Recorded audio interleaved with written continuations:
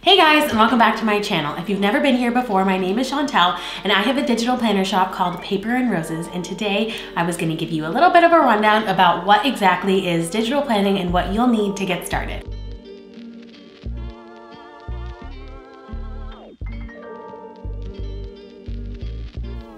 I imagine that you might have seen a glimpse of a digital planner somewhere on social media, maybe even mine, and you're wondering what exactly are digital planners.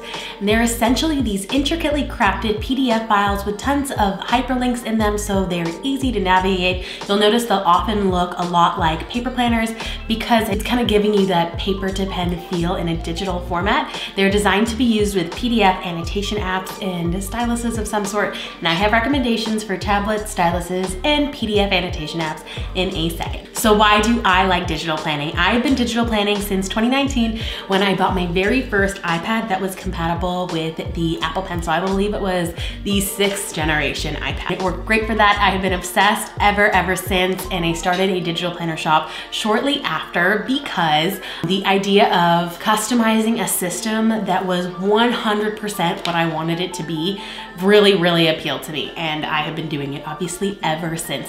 But you can customize. If you're into customizing, digital planning really is the way to go, even if you buy somebody else's digital planner and you don't want to like start from scratch and make one yourself. And to be honest, I love digital planning because I am such a paper planner girl. I love putting my pen to paper, but I kind of have a lot of planner needs and I don't want a lot of stuff. And it was getting to a point where, you know, with the planners you have to decide, do you want a weekly planner, do you want a daily planner, or if you want both, now you're carrying around both.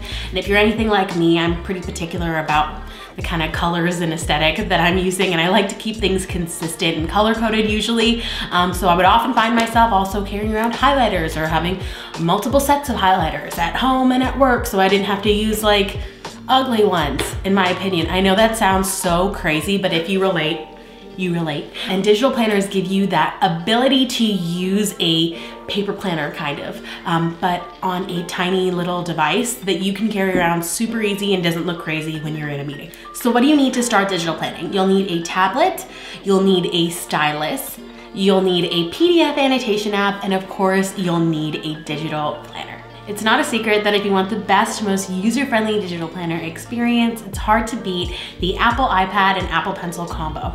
And that's mostly because my favorite digital planning apps and creative apps in general are available only on Apple devices. It's also the platform that most digital planner designers are designing for.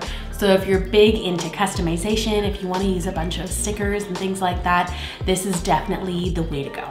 That being said, you do not need the newest, most expensive iPad Pro to digital plan. You can plan with any Apple iPad with Apple Pencil compatibility. Apple continues to release iPads in various price ranges and sizes, so you're bound to find something that works for you. There are some alternate styluses for the Apple Pencil out there that you can find on places like Amazon. You could definitely try something like that, but if you are thinking about using your iPad long-term, maybe you even want to experiment with some of the other creative apps on Apple iPads, then you might want to just go ahead and go with the Apple Pencil. If you're thinking about it, I would highly recommend it. I think, to be honest, that they are the best part of the iPad experience. You can also absolutely digital plan on Android devices. I have a Samsung Tab S7 and I really enjoy digital planning on it. The digital planning apps are different, but I do have some recommendations for you. I will say the biggest drawback when it comes to using an Android tab for digital planning is stickers. So if you don't plan on using stickers, this is not going to be an issue for you, but if it is, you're gonna see that you need to do a little bit more work to get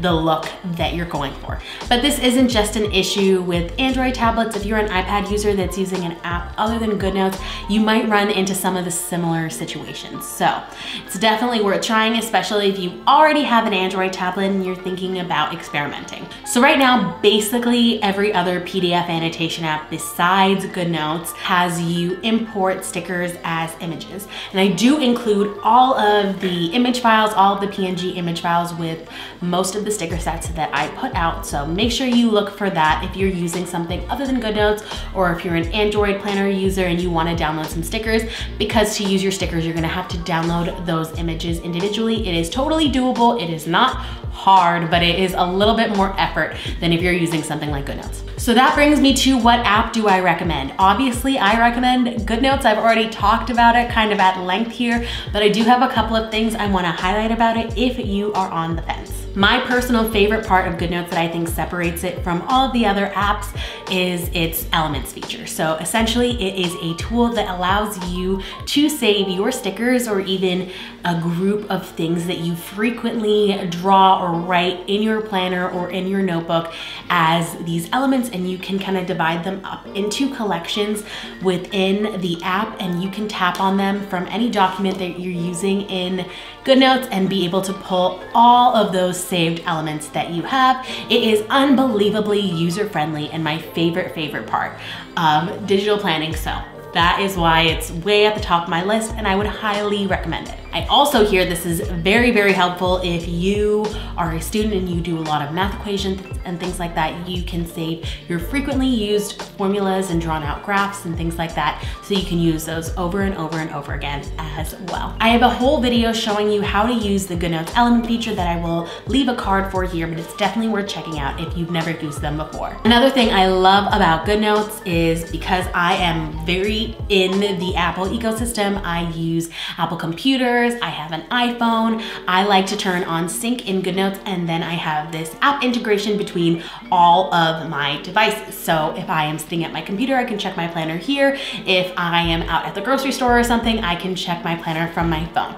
Now, I would highly recommend that if you are planning on using GoodNotes, that you have a tablet of some sort as your primary device, because I will say that you might not have the best experience writing or editing your planner on a phone. So I wouldn't recommend it. I would use that just really as a reference tool instead of using it as your primary method of digital planning. Another big GoodNotes plus is it's really what most of the digital planner designers are using. So if you're looking for inspiration, you're bound to find it, and you're looking for a specific sticker set, if you're looking for a specific digital planner, you're likely to find it, and you're likely to find it formatted primarily for GoodNotes. There are a ton more digital planning PDF annotation apps like Zoom Notes, Flexfill, Notability, lots of things. If there are any apps that you specifically would like to see a closer look at, leave them down below. I obviously can't go through all of them. We would be here just absolutely all day, but there are definitely some options out there. And for Android users, my favorite app is NoteShelf. I have a tutorial for how I use NoteShelf on my Samsung tablet, and I will leave that here if you'd like a little walkthrough. You'll notice the NoteShelf interface is quite similar to the apps I've talked about before, and maybe that is why I like it so much. There are a bunch of apps available on Android tablets as well, so if you have any recommendations, definitely leave them down below. And finally, you'll need a digital planner. Throughout this video, I've been showing you clips of my Dream Life planners. They are available in dated and undated, vertical and hourly, and of course, I call them Dream Life planners. They are my dream planners. So if you're anything like me, you're probably gonna like them too. But if they're not for you, I totally understand. There are tons and tons of digital planners on the market, and you're bound to find something that you like. If you want to experiment with digital planning first, you already have an iPad or a tablet, and you'd like to mess with some of the apps that I have recommended today, I have a free digital planner that you can access in my freebie vault by signing up for my emails down below, and then you'll get access to our entire freebie section. If you happen to be using GoodNotes as well, I have some free digital stickers there as well that you can try out and see if you like. Thank you so much for watching. If you liked this video, please like it and subscribe. It helps out my small business and channel more than you know, and I so appreciate you. Happy planning!